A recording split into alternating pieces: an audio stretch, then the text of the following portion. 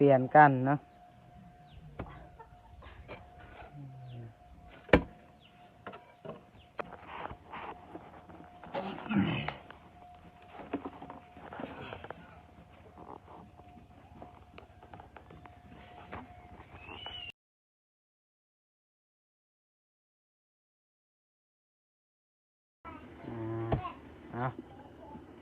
กราบทักทายสบายดีและสวัสดีพ่อแม่พี่น้องปองปลายเบิร์ดสุขุสุขคนเนาะว่าจะเป็นFCฝั่งลาวฝั่งไทยหรือว่าต่างประเทศเนาะกันยินดีต้อนรับเข้าสู่ซองวาวเด่นชาแนลเนาะพี่น้องเนาะโถมื้อนี้เนาะน้องเด่นสีมาขุดห้องน้ำเนาะทำอิฐนะทีมงานแล้วก็บ่าวเจ็บบอกให้ขุด2 เมตรเนาะพี่น้องเนาะแต่ว่าทางสร้างเพิ่นก็เอามาทอเนาะแล้วก็น้องเด่นสิขออนุญาตบ่าวเจ็บว่าสิขอขุดต่อเนาะเพราะว่า2 เมตรนี่น้องเด่นว่าบ่ลึกเนาะ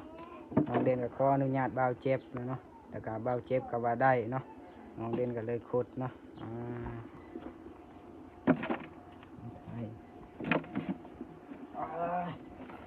ว่าโธ่นักแต่ก็ต้องสู้เนาะ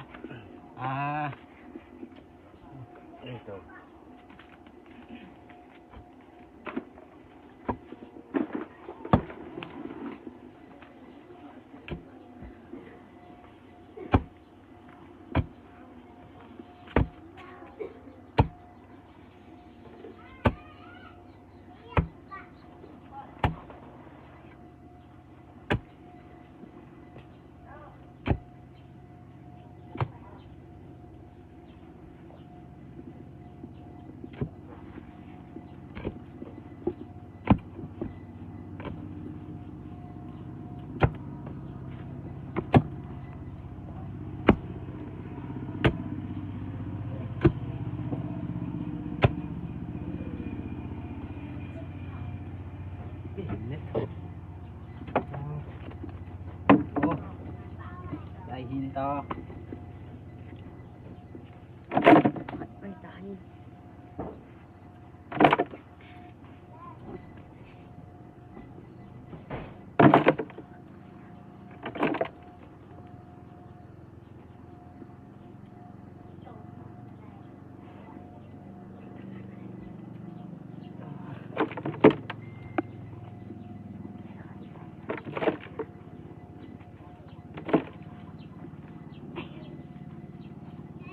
นาทีของ50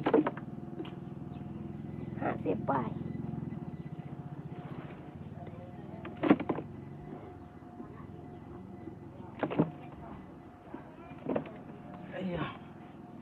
ยิบ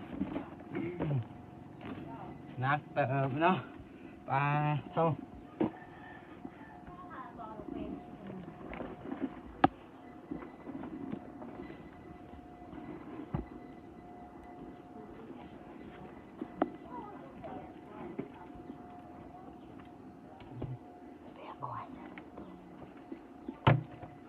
หยุดโทษพี่น้องเนาะทางลุมก็จะเป็นอ้ายคนรอเนาะขุดโอ้นะนี่เนาะจะเป็นทอทางสร้างขึ้นมาทรงเนาะพี่น้องเนาะ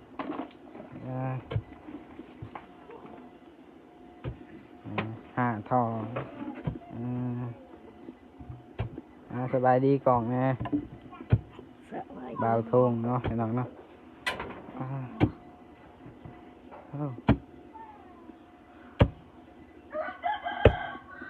คนรอ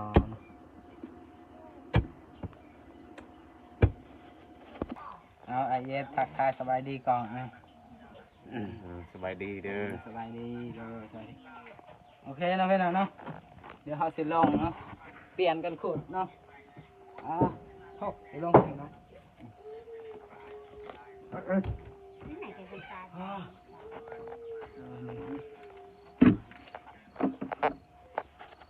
เปลี่ยนกันขุดเนาะพี่น้องเนาะดีใจตา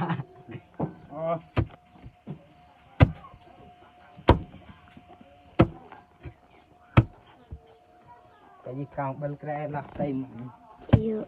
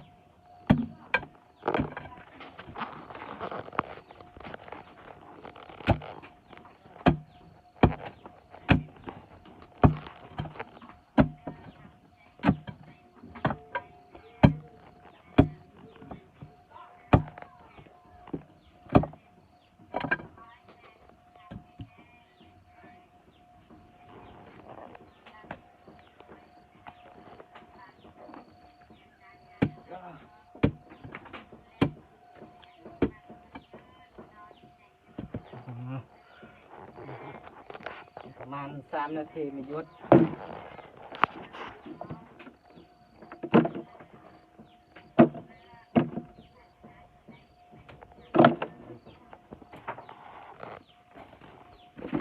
ยุบ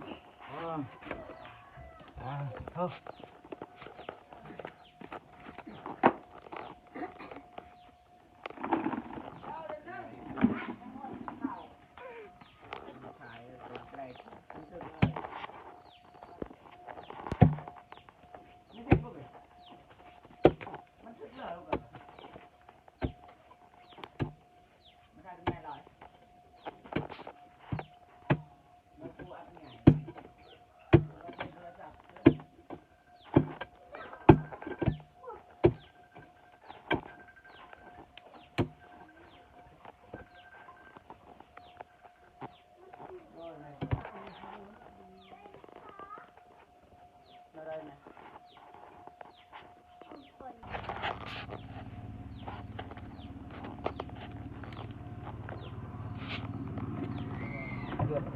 เย็น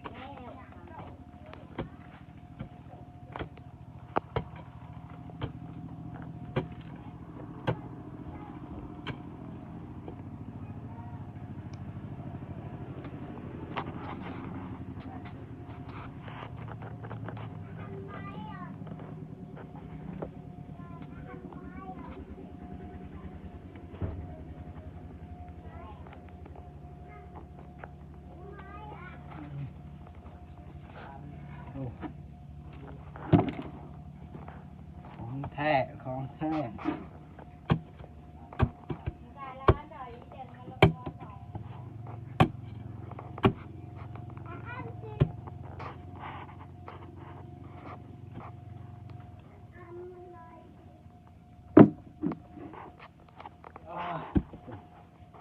นี่ปัง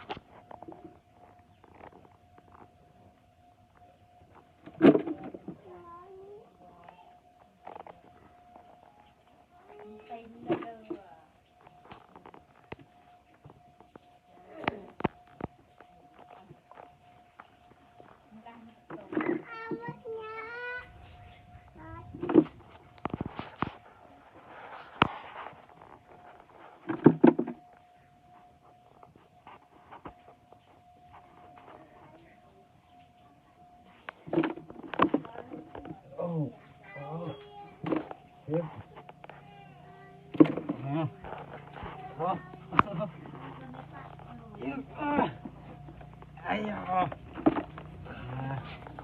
เย็น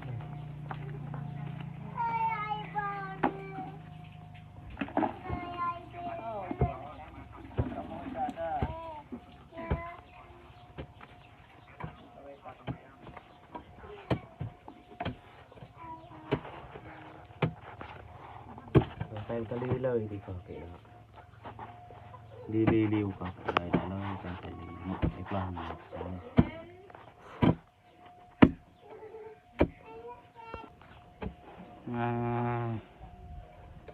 เนาะเปลี่ยนกันเนาะ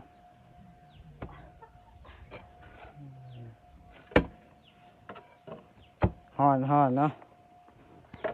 พี่น้องโทษบรรยากาศก็ฮอนวันนี้เนาะ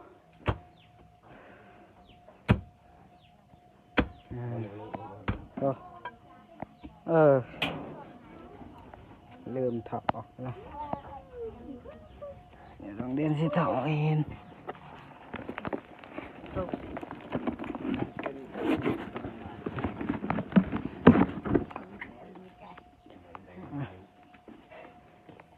โธ่เอา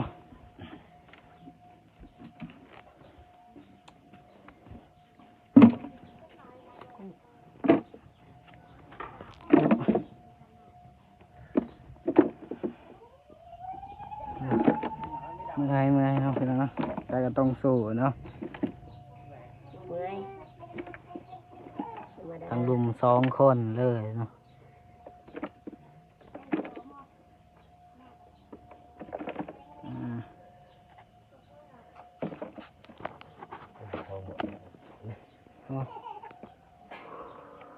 ตอนนี้ก็ประมาณ12 โมงเนาะ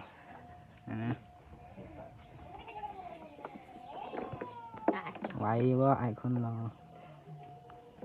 น้องเด่นตีไว้เพราะตาย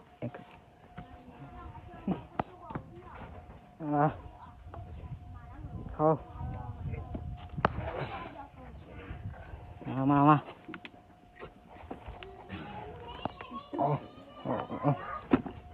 นี่หลังนะ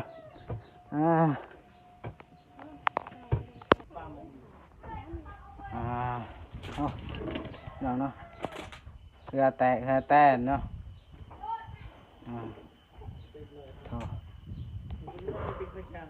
ฮ้อนนะพี่น้องเนาะบรรยากาศฮ้อนนะโอเคนะพี่น้องเนาะสำหรับคลิปนี้ก็สิจบไปเพียงเท่านี้เนาะพี่น้องเนาะน้องเด่นก็มาขุดห้องน้ำเนาะสำหรับคลิปนี้ก็ขอบคุณเนาะที่เข้ามาติดตามรับชมคลิปน้องเด่นแต่ต้นจนจบเนาะพี่น้องเนาะขอให้ผู้ใหญ่ใจบุญแล้วก็ FC เบิร์ดทุกท่านที่เข้ามาเบิ่งมาชมคลิปน้องเด่นเนาะขอให้ผู้ใหญ่ใจบุญและ FC เบิร์ดทุกท่านจงมีแต่สุขภาพแข็งแรงความเจ็บอย่าได้ความไข้อย่ามีลำรวยเฮงปังเนาะหรือว่าเศษเวียกการงานนั่นใดก็ขอให้ประสบผลสำเร็จเนาะน้องเนาะไปทางใดก็มีคนหักคนหอมเนาะสาธุโอเคเนาะพี่น้องเนาะสำหรับคลิปนี้น้องเด่นก็สิขอตัวลาไปก่อนเนาะสำหรับคลิปนี้น้องเด่นก็ขอกล่าวคำว่าสบายดีเด้อบ๊ายบาย